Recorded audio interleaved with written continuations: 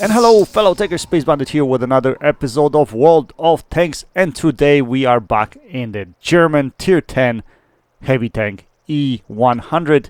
We are on map Severogorsk. We are in a team destruction mode and there is no artillery in play. Absolutely fantastic. And you know what that means. Every time we have no artillery, we have a good game. Because, you know, we can do more with the tank. We don't have to worry about being RD safe. We can take positions normally that you wouldn't be able to take with the RD. So yeah. Now, team destruction mode.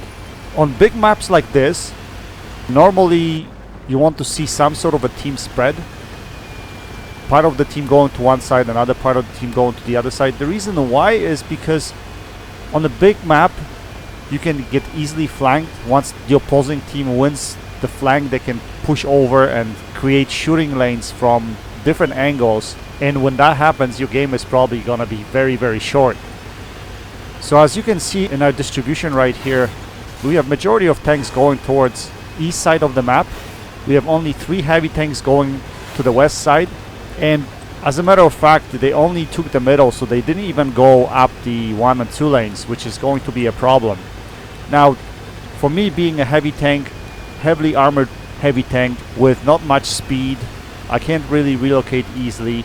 I gotta get myself together with majority of the team, because last thing you want to do is get outnumbered. If you're low in numbers, the last thing you want to do is get outnumbered by medium tanks and light tanks that will do circles around you, and that's a problem. So I gotta move with majority of my team, and this is not a really desirable play, honestly, where we're going into this position, because we're basically moving into an open field. Like if we're engaging these guys that are on the south side here, there are usually snipers set up at either G3 or J4, and they can shoot across the field, so that's not the best position for us to be in. But because my team went this way, I really had no choice and I had to move with the team. But at the same time, I'm gonna have to tinker as to, you know, what to do in this situation. So this game is going to be, you know, a little bit more tactical per se. You know, what to do, where to relocate, pay attention to different flanks and different shooting lanes, and get yourself in a position where you can actually have an impact in the game.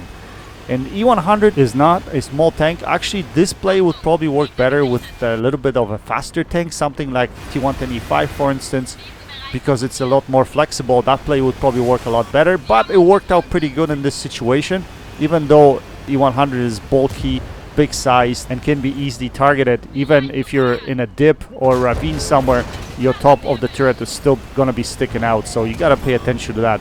So the play I'm gonna make here, as you can see, majority of the Reds are currently at southeast quadrant, right? They have snipers set up at H4, J4, somewhere around there. And then there's remainder of their team that's actually pushing up the 2-3 lane, right? So we know that these guys eventually will come around and flank us. So what I'm trying to do is break off the guys that are currently in southeast quadrant. If we can break these guys off and put some flanking shots into those guys, and being in the E-100 with a lot of HP, I'm not really concerned about the snipers right now. I can take hits as long as I can bring some of these guys down in health, right? So we're gonna focus fire this T110E5 because he's a dangerous tank. Here we're gonna aim up a shot at his cupola here. Can we line it up? Yes, we take him out of the game. This is crazy. These shots don't usually work out with E-100. This time it did, so I'm happy about that. Again, we keep on pushing here. We're trying to get rid of these guys that are right here. Currently, we're flanking them right at this point in time. I don't care if I'm overexposing my turret. I'm using my HP at this point in time to get rid of these guys. That's the idea. Anyway, I get hit in behind over here and instantly my loader dies. So I have to bring my loader back. Unfortunately, use my medkit very early. And at the same time, I realized that we're getting flanked from the middle. So these guys that took 2-3 lane, they already cleaned up the middle of the map and they're already on our behinds. Now we're in trouble now because we're kind of sitting kind of in this pocket here where we're completely surrounded. Regardless, that was an unlucky shot at the Conqueror because I think it hit the edge of a turret of another Conqueror that was kind of poking over. So that was lucky shot for that Conqueror, and here another lucky shot for him because this shell hit the other Conqueror's gun again.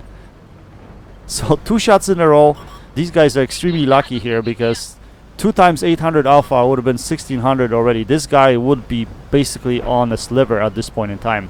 Now this shot, I thought I could squeeze it in, but unfortunately I put it into the dirt. So 3 shots wasted just like that. Unfortunately, not a good play by me, because if I had that shell in the chamber, I would have been shooting this guy right now and taking him out of the game. So a couple of misplays on my part. Well, a couple of them were unlucky. One was really a misplay, so be it. We're gonna keep on moving forward.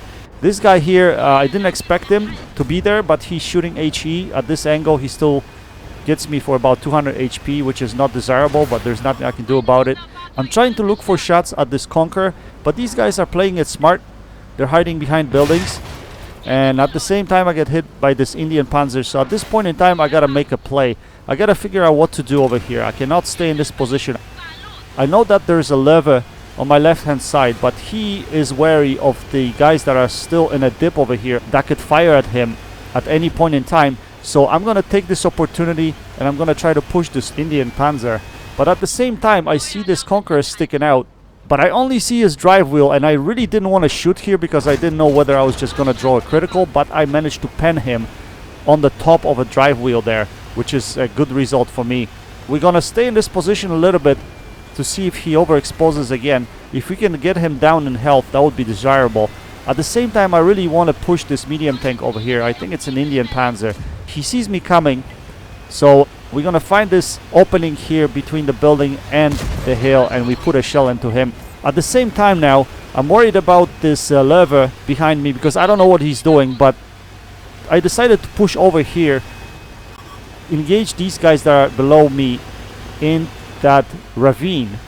But I don't have a shot at Object 705, but I do find a shot at this Conqueror. So we put a big shell into his ass, and we're gonna back off at this point in time because I think that Object 705 is gonna go after me here, and he's paying attention. So I'm gonna drop behind here and hopefully put this Conqueror in a crossfire. There's a bunch of crossfires at this point going on because Löwe could be shooting at me, as well as this Conqueror could be potentially shooting at me as well.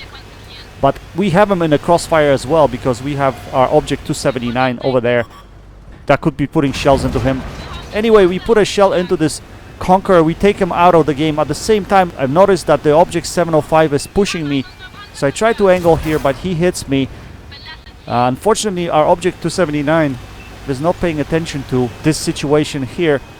But I'm going to come around now because this guy's on a reload. We're going to put a big fat shell into his side just like that, and we're going to back off.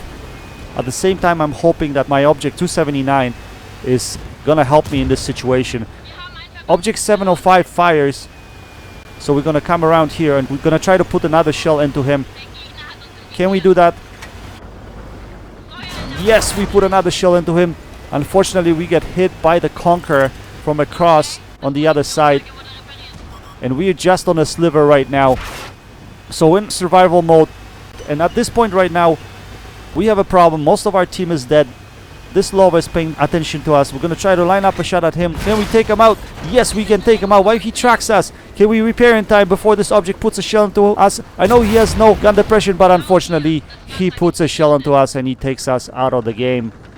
Just like that. That was so close. So close. I would have been able to survive. And our Object 279 goes down. And we unfortunately lose this game. But it was such a beautiful, freaking close slugfest type of a game. Both teams slugged it out pretty hard.